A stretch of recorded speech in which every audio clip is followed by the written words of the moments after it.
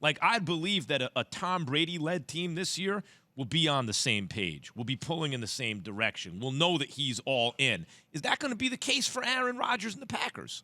There is no case, right? And what I mean by that is he's been a Green Bay Packer however many years, 17 years or whatever it's been that he's been in the league. He's been in that locker room. Players have come and go like an assembly line. He's been the constant guy that's there.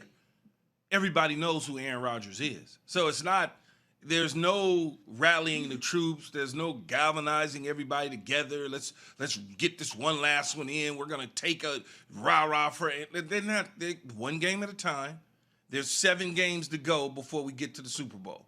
That's the mindset that is going on in that locker room. It's not about, well, Aaron Rodgers said this, so we got to step up. They do that every single week that they Key, play. this is interesting. Let me just follow up here, Jay. I want to follow up on this thought.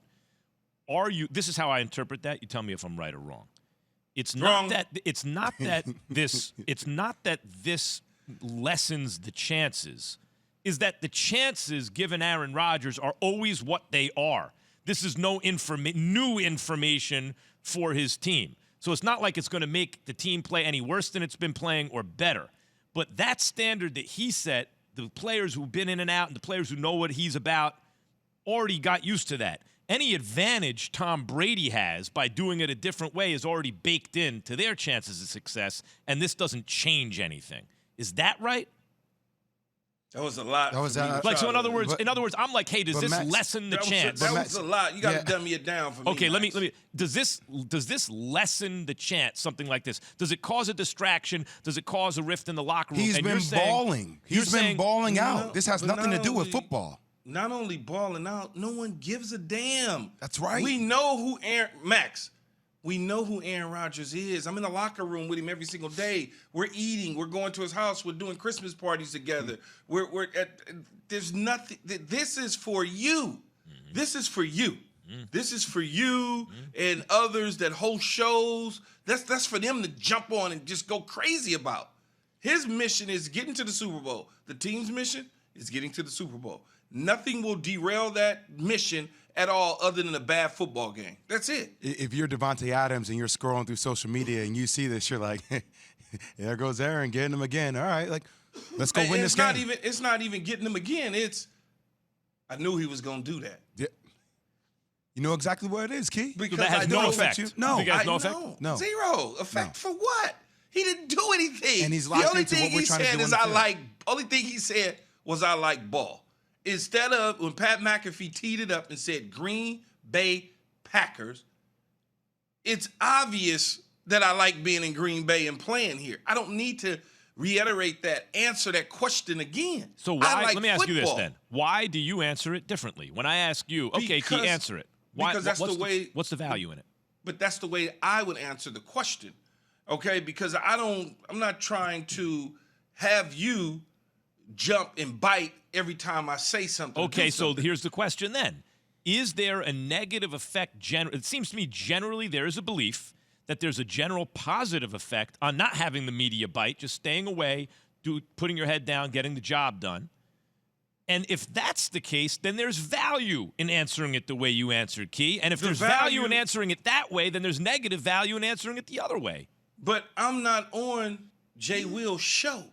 If I was on Jay Will's podcast and Jay Will was to ask me a question, my conversation with Jay Will would be totally different than it would with you, Max, because I treat you as a media person.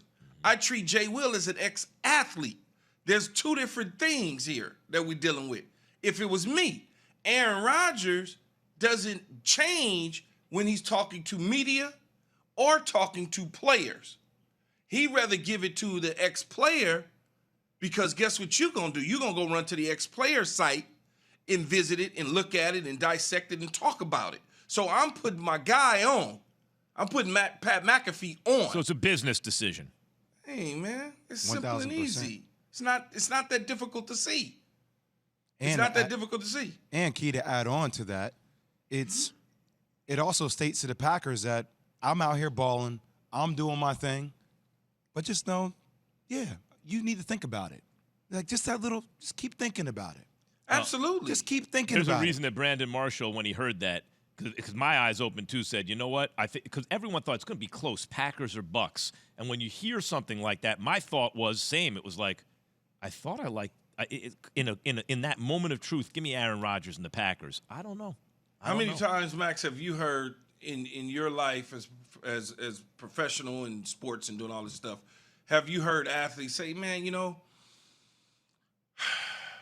I'm not sure what I'm going to do next year. I haven't decided. The year comes, they play.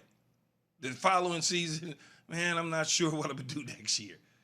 Y'all write stories and talk about it on your shows all day long. Yeah, I'm not sure. And it goes on for 3 or 4 years till finally they either retire or the team get tired of them saying it, and they say, man, we got to move on from you. A la Brett Favre.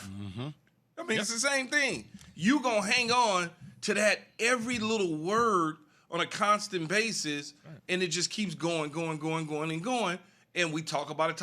It's great for content, though. Thanks for watching ESPN on YouTube. For live streaming sports and premium content, subscribe to ESPN+.